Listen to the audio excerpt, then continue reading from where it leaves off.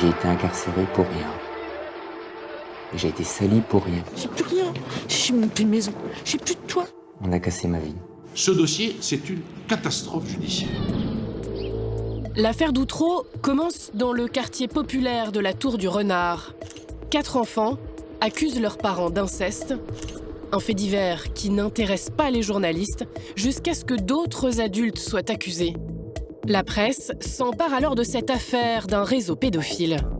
Oubliez la présomption d'innocence ou même le conditionnel, les journaux font dans le sensationnel.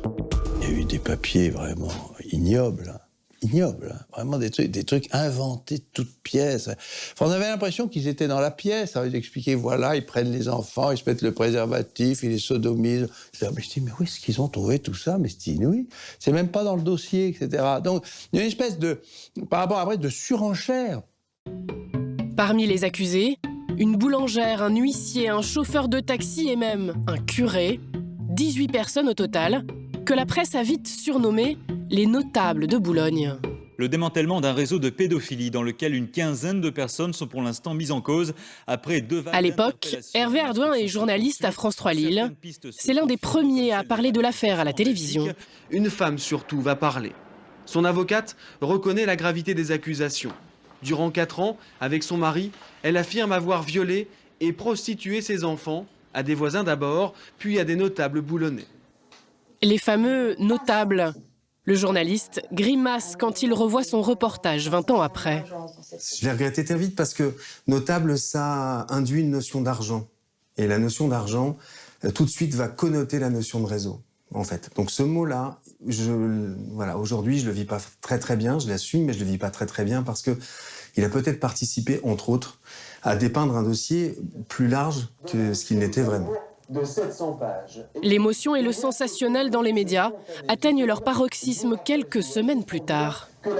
Ce rebondissement dans une sordide affaire franco-belge d'un réseau de pédophilie dans la banlieue de Boulogne-sur-Mer. Un drame qui, à quelques kilomètres de la frontière belge, rappelle l'affaire d'Outreau. Retour maintenant à ces révélations effroyables du meurtre d'une petite fille de 5 ou 7 ans par des pédophiles.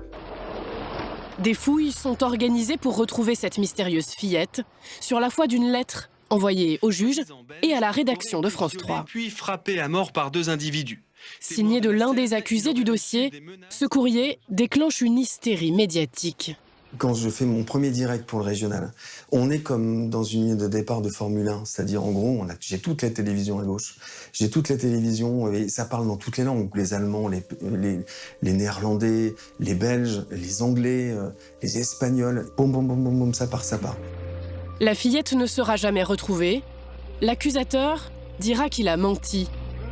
Mais ce revirement n'alerte personne ou presque.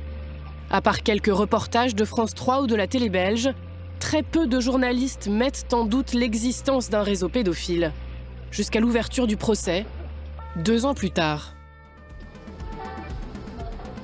Les caméramens se bousculent à la cour d'assises de Saint-Omer.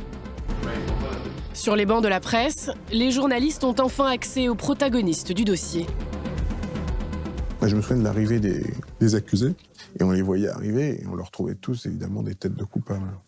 C'est que vous avez passé 3 ans de tôle, vous avez cette mine du détenu, les survêtements, les machins. Et voilà. Dans son journal, comme dans les autres, les premiers jours, on parle de tortionnaires, d'abjection, de barbarie. Et puis, l'audience bouscule tout. Au fur et à mesure que les gens parlaient, c'est vrai qu'on trouvait que c'était bizarre. On faisait les comptes, on disait, bon, alors lui, ah non, il n'y est pas. Bon, bah lui, ah non, il n'y est pas non plus. Et elle, ah non, c'est sûr qu'elle n'y est pas. Et on se regardait, on se disait, mais c'est pas possible. On était effarés par l'ampleur de la catastrophe. Après seulement quelques jours, à la une du Figaro, on parle d'un désastre judiciaire, les ravages d'un mensonge pour des innocents couverts d'opprobre. La machine médiatique se renverse, et plus tard la justice aussi. Les parents seront condamnés, les 13 notables acquittés. L'heure du bilan sur les responsabilités de la presse. Des gens qui pleurent, beaucoup de larmes, y compris chez les journalistes, contrition. Mais voilà, quoi. Mais ils se sont rachetés, oui, ils ont tous été après faire des livres, hein, ouais, pour dire que, évidemment, exactement, ils ont écrit le contraire de ce qu'ils avaient écrit pendant 2 ans, quoi, voilà. Faites ce que vous voulez.